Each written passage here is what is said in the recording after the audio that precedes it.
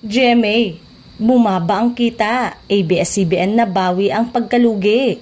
Sa pinakahuling ulat sa pananalapi nito, ikinalungkot ng GMA Network ang patuloy na pagbawas sa mga benta ng airtime at kita ng ads sa nagdrag sa tubo nito sa 604,062 million pesos sa first semester mula sa 1.19 billion noong nakaraang taon. Bumaba ng 8% ang kita sa 7.78 billion pesos kung saan sinisisi ng GMA ang pagbabago ng tanawin ng mga gawi ng manonood at advertisers na lumipat online.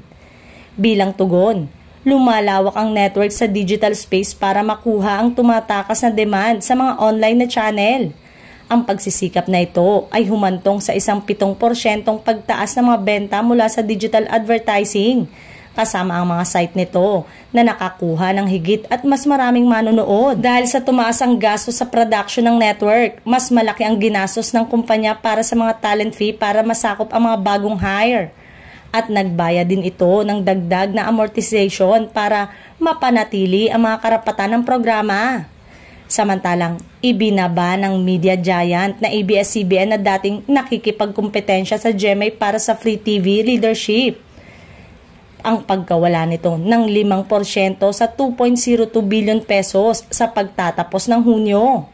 Katulad ng karanasan ng GMA, na-offset ito ng kumpanya sa pamamagitan ng pagbawas na gastos ng 4% hanggang sa 10.21 billion pesos. Nang walang TV airtime, umaasa ang ABS-CBN sa digital reach nito at global partnership para kumita ng 4.91 billion pesos kita mula sa content production at distribution.